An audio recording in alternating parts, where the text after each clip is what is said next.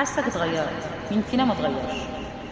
البكا بيغير، شيل مسؤولية بيغير، فراق الحبايب برضه بيغير، الأوقات الصعبة اللي عديناها لوحدنا بتغير، كل التفكير بتاعنا بيتغير.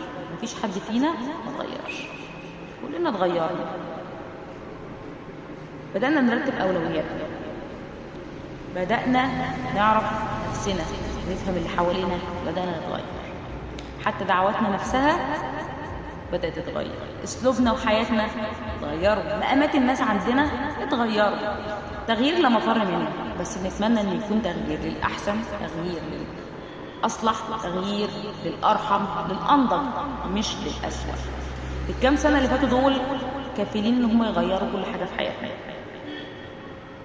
بحيث إن احنا نصبح النسخة اللي احنا عليها دلوقتي. ومع الوقت النسخة دي برضه تتغير.